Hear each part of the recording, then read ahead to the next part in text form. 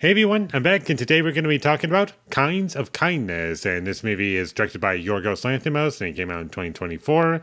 And it stars Emma Stone, Jesse Plemons, Willem Dafoe, uh, Margaret Quarry. Might have mispronounced that, but she's in it too. And I thought this movie was great. And what this movie is, it's basically an anthology a movie where there's three segments, and it just uses the same actors in it, but playing different characters. And I thought this movie was great. Not perfect, but overall, I do think that this was a very enjoyable film.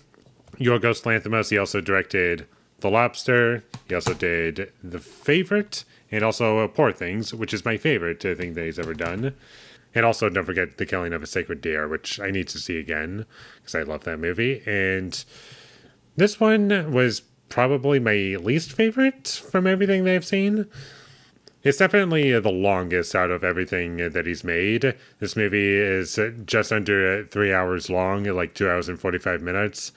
And there were points where I did start to feel the runtime, I'm not going to lie, but I do feel as though the things that I love about his movies are found in this movie for the most part. Like, it's very well shot. That's one thing that's consistent about all of these movies. And the acting was pretty great. And I loved following all these characters. And watching these actors play different characters was always very convincing for me.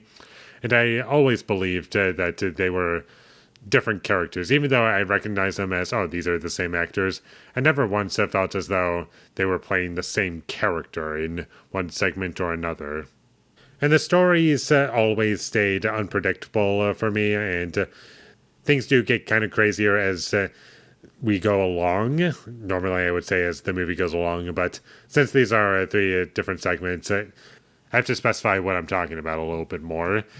And I do like the tone of these three segments. I was always with it, and I do feel as though it could have been shorter, like 15 minutes maybe, like 5 minutes from each segment I can do without, maybe a bit more. But for the most part, I was with it, and I was enjoying what it was exploring. And I do think the dialogue is great, and it feels like Yorgos Lanthimos, and especially Willem Dafoe. He was fantastic. It's always nice to see him in movies, and there were also comedic moments in these movies, and I found those moments to be funny, and didn't detract from the tone at all, and everything that it was going for was pretty clear, and I liked how bizarre things got at certain points, and I liked the themes of this movie and what it was exploring, and the things that were carried over in terms of like thematic purposes of these movies existing and all that kind of stuff. And that was really interesting for me. But I think I might like the first segment the best because I found it to be the most engaging, and it was nice and simple. That much I do like about it. And the second segment, I was having a little bit of trouble getting into, but it was starting to win me over as it went along and started to get bizarre. And the third segment, I was finding it really interesting at first, and in the middle, it kind of got a bit hollow for me. But towards the end, I started to really love it. I was like, oh, this is awesome. So they're a bit inconsistent for me overall, but I did like them by the end of it.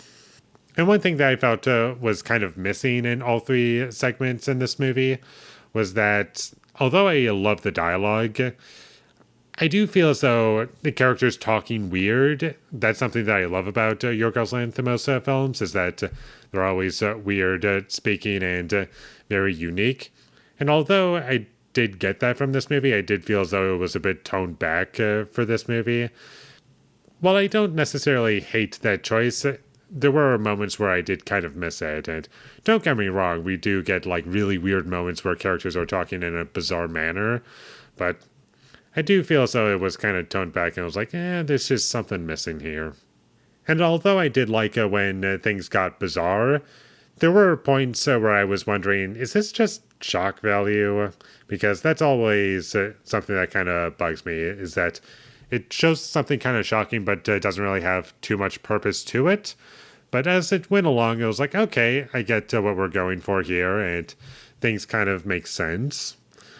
And the second segment made me think differently about it by the time that one ended. I was like, okay, this is actually kind of working for me, and I do love what it's kind of exploring.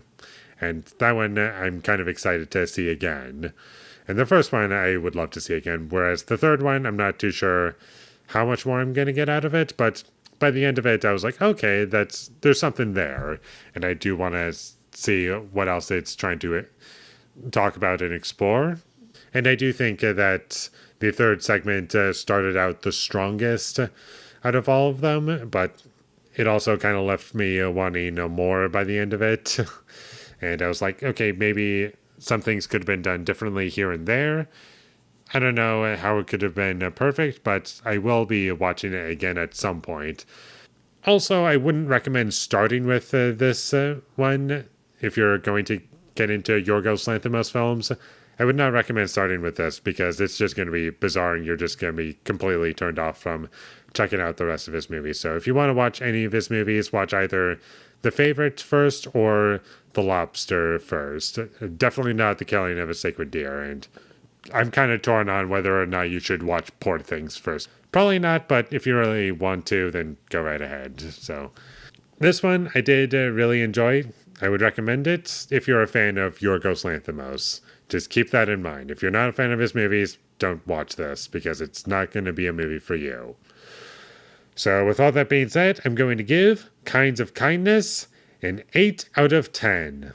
Thank you for watching my videos as always. If you enjoyed this review, be sure to leave a like and comment down below your thought of Kinds of Kindness and my social media links. They will all be in the description, so follow me there. And last but not least, subscribe to be a part of Foley Nation, and I'll see you when I get my next review up, and that is going to be for Batman vs. Two-Face. So look forward to that, but until I get that up, thank you for watching and have a great day.